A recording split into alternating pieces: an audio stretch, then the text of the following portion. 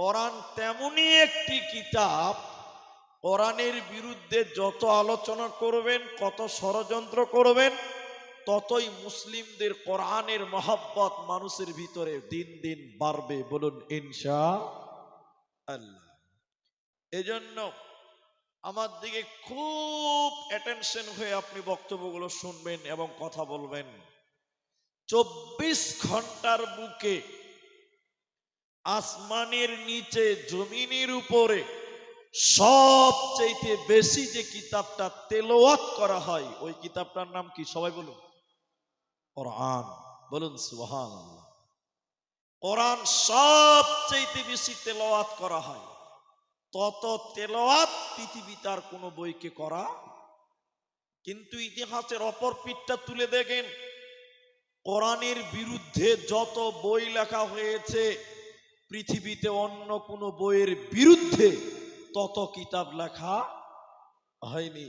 কিন্তু যতই কোরআনের বিরুদ্ধে গিয়েছে বা বলছে বা লিখছে, কোরআনকে পৃথিবীতে দাবানো বসানো যাবে না। এর নাম কোরআন। সবাই বলুন সুবহানাল্লাহ। আমরা মুসলিমরা আল্লাহর তরফ থেকে পেলাম কোরআন, এটা নিয়ামত। অথচ আমরা মুসলমানেরা কোরআন জানি না, কোরআন বুঝি না, কোরআনের ইতিহাস জানি না, কোরআনের অস্তিত্ব জানি না, কোরআনের গির্জা জানি না, কোরআনের টার্গেট জানি না। এরপরও বুক বড় করে আমরা বলি আমরাই নাকি আবার মুসলমান।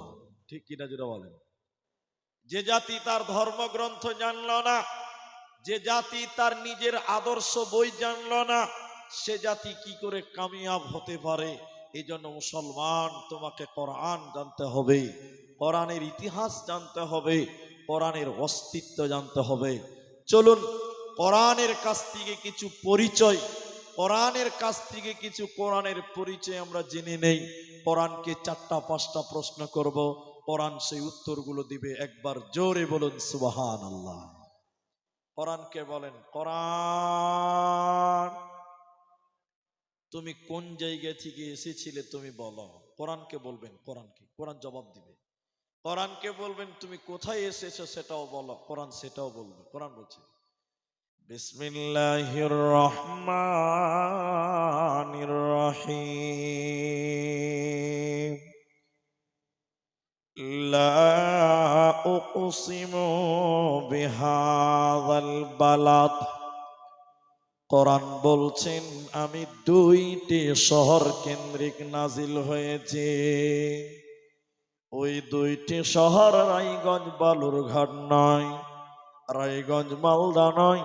ওই 2টি শহর কোরআনী স্থান পেয়েছে। একটা মক্কা মুকাররমা, অপরটি মদিনা মুনাওয়ারা। কোরআনে যত সূরা আছে, কোনটা মক্কাতে কোনটা মদিনাতে আল্লাহ অবতীর্ণ করেছে। এজন্য কোরআন বলছেন আমি মক্কা এবং মদিনায় এসেছি মুসলমান। কোরআনকে দ্বিতীয় প্রশ্ন করেন কোরআন, হে কোরআন তুমি কোথায় থেকে মক্কা মদিনায় এসেছিলে তুমি বলো। তোমার আসল ঠিকানা কোন জায়গায় ছিল তুমি বলো। কোরআন বলছে কোরআন বলছে শুনে নাও, বাল হুয়া কোরআনুম মাজিদ ফি লাওহিন মাহফুজ। কোরআন বলছেন আমি আরশের উপরে লৌহে মাহফুজের ভিতরে আমি ওই জায়গাতে ছিলাম। ওখান থেকে দীর্ঘ 23 বছর সময় আমার পৃথিবীতে আগমন হয়েছে। কোরআনকে 3 নাম্বার প্রশ্ন করেন, কোরআন তুমি কখন এসেছিলে তুমি বলো। কোন দিনে তোমার আগমন হয়েছে বলো। কোরআন বলছে শাহরু রমাদানাল্লাযী উনজিলা ফীহিল কোরআন। কোরআন বলছে বান্দারে আমি রমজান মাসে এসেছি মুসলমান। আমার রমজান মাসে আগমন হয়েছে। কোরআনকে চতুর্থ প্রশ্ন করেন কোরআন, রমজান মাসে তুমি কখন এসেছিলে? দিনের বেলায় না রাত্রি বেলায়, সন্ধ্যা বেলায় না সকাল বেলায়, কোন জায়গায় তুমি বলো? কোরআন বলছে বান্দা, ইন্না আনজালনাহু ফি লাইলাতিল কদর, রমজানের শেষের দশের বেজরের রাত্রিতে আমার আগমন হয়েছে, কদরের রাত্রিতে আমার পৃথিবীতে আগমন হয়েছে। অতএব লাইলাতুল কদরে রমজান মাসে কোরআন পৃথিবীতে এসেছে। কোরআনকে পঞ্চম নম্বর প্রশ্ন করেন কোরআন, তুমি কেন কেন কেন কেন তুমি এসেছো, কেন বলো?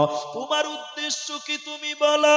তোমার টার্গেট কি তুমি বলো? তুমি কেন পৃথিবীতে এসেছো কোরআন তুমি বলো? কোরআন বলছে হুদাল লিন্নাস, কোরআন বলছে হুদাল লিন্নাস, আমি মানুষের হিদায়াতের জন্য, মানুষকে হিদায়াত দেওয়ার জন্য, জান্নাতের রাস্তা দেওয়ার জন্য, মানুষকে সাফল্য কাম করার জন্য, হুদাল লিন্নাস, মানুষকে জান্নাতি বানাবার জন্য আমি কোরআনের পৃথিবীতে আগমন হয়েছে। অতএব মুসলমান, কোরআন পৃথিবীতে তোমাকে হিদায়াত দেওয়ার জন্য এসেছে, এরই নাম কোরআন। বলুন সুবহানাল্লাহ। এবার সবাই বলেন, সবাই বলেন আমার সঙ্গে, কেউ মুখ খুলতে বাদ থাকবেন না, সবাই বলেন কোরআন পৃথিবীতে তাহলে এসেছে কেন? হিদায়াতের জন্য। এতটি লোক একটু বলেন না যে ভাই কিসের জন্য এসেছে?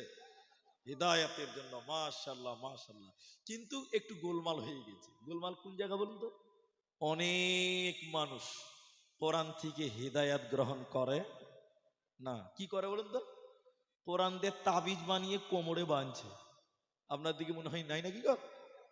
এরা বলে না কথা, সবাই বলুন আছে না নাই? কোরআন এসেছে হেদায়াতের জন্য। অনেক মানুষ